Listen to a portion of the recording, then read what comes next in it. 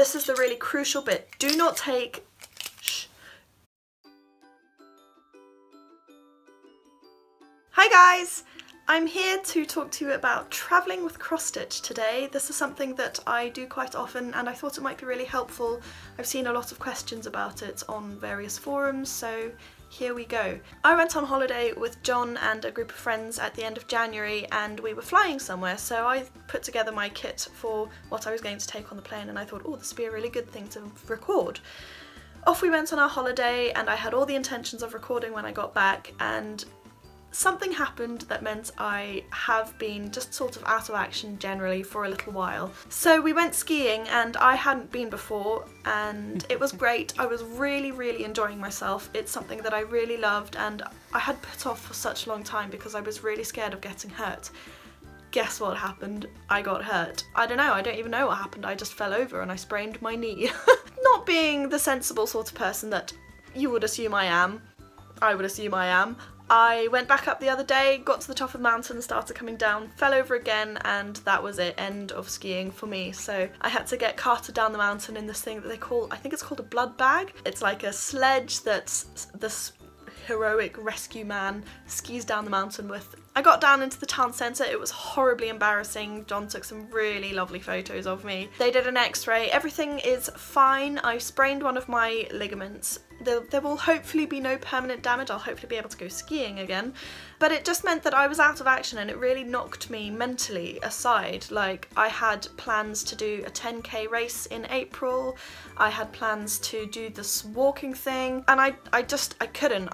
Even now, standing up for too long makes it really sore. Like on Saturday I was gardening all day and I did some candle making, and by the end of the day I was in so much pain I had to put ice on and take more anti-inflammatories and things, and the accident was 6 weeks ago, so just mentally it really knocked me one, and it's taken a while to sort of get back into the zone. However, I'm really glad to be back, so that's the whole excuse out of the way. Here I am, ready to record. Before I record the rest of this video, I would like to say a massive thank you to everybody. I reached 1,000 subscribers at the end of January and I was just stunned.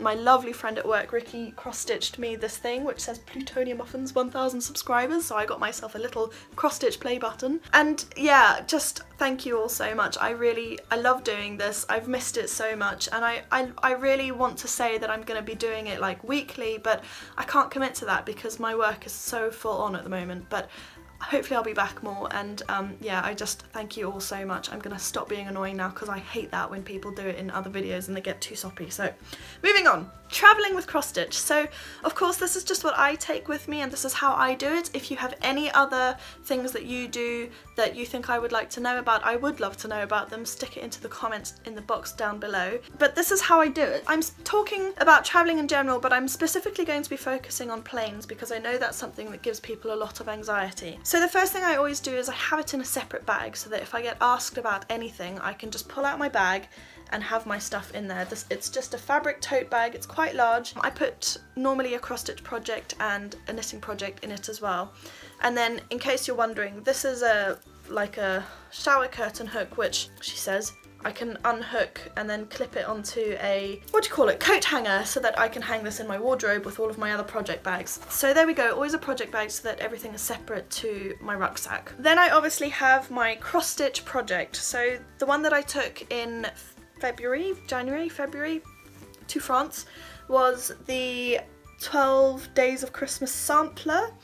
And then I've got my needle minder and I've got a needle on it. Normally I wouldn't put the needle on the needle minder when I was going into the plane. I would thread this into probably the fabric of the bag just so that once this is packaged up, if it goes through the security thing and then they see the needle and they think, oh, we want to have a look at that, I can take the needle out really easily. So let me just show you that more clearly. So I've taken the needle off my needle minder and just put it through the fabric of the bag, just like that, really easy. I have never had a problem taking needles of any kind through security, whether it's sewing needles, cross-stitch needles, knitting needles, and you just have to be a bit sensitive when you do. So first of all, always check the airline that you're travelling with allows you to take stuff on. I think it was Emirates that I was on that that one time where I was walking through the security thing and there was this thing saying no needles, and I was like, oh my god.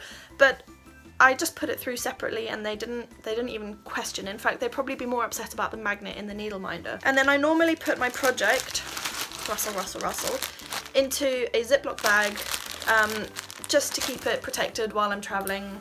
I don't really know why I do that. And then I always have my flossers and everything in a separate bag. I sometimes will put another needle in here just because if I lose a needle, I don't have to then stop. This is the big one, okay?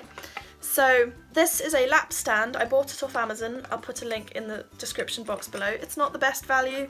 I have had to glue this one back together several times because when I've been tightening it up with the wing nuts, I've tightened it too much and it's split the wood. But it was really cheap, and so it's not the end of the world. This one here I stitched from, we got on the plane in Auckland and we were in transit for, I think it was just over 24 hours, and I stitched this entire project through that plane trip, so you can be really productive. Anyway, so this is the lap stand. You sit on this bit here and then you put your hoop or whatever it is into here, and then you can just carry on stitching two-handed as you were. Obviously, if you don't like to stitch two-handed and you stitch in hand, or you feel like you don't want to get one of these and it's too clumsy, then you can just take along your hoop or whatever you're going to be putting your stitching into. It really doesn't matter, but this really saves it for me. This makes me able to carry on stitching for as long as I want to. Next thing I take is a hoop.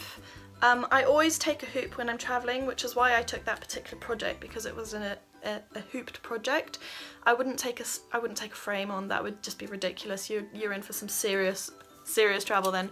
I mean, look at this one, you know, it's tiny. I don't know how long that is. That's probably 20 centimeters. It wasn't a big project. And I think that, you know, if you're traveling, you don't want to take a heaven and earth designs or anything like that. This one caused me problems. This is one that I actually took and the little screw thing broke. So I'd never encountered that before, and that's just me being overzealous with my tightening. Stuff happens, and I had knitting with me, so it wasn't the end of the world. The last thing that I take in terms of stitching is this little thing here. It's a pack that I put together mostly for my knitting. It's got a Clover needle holder, so I would normally put a couple of extra needles on there. Now, if you're looking at me going, oh my goodness, you are crazy to take needles on the plane, I took this one on this last time. It's one of the huge darning needles for knitting. No problems. They were more upset about the knee brace on the way back. Don't freak out about taking needles, it's really not a big problem. And then just because I know people will be interested, this is a little tape measure. So I always have my tape measure on me. This is a needle gauge in case I would like to measure my knitting needles. And I've got Foldaway scissors. This is the really crucial bit. Do not take long bladed scissors on. Most airlines have got a restriction of 10 centimeters or more. So these are travel scissors. They're probably nail scissors. I got given them by my lovely friend Melanie. And you just unwind them, and then you've got your scissors, and then you can fold them up again. Simple. If you don't want to take scissors, you can also take one of those Clover thread cutters. I've used that before, in fact, when we were in Australia, and that worked really well for me as well. They didn't pick up on anything upsetting about that at all. I feel like it sounds like I'm condoning doing things that aren't allowed. Let me be very clear, I've never done it when it wasn't allowed, except for maybe that one time where the one airline between the other two didn't allow needles and I didn't check, but again, they didn't pick it up. You would normally have a problem with an individual security guard who wasn't really that happy about you doing it.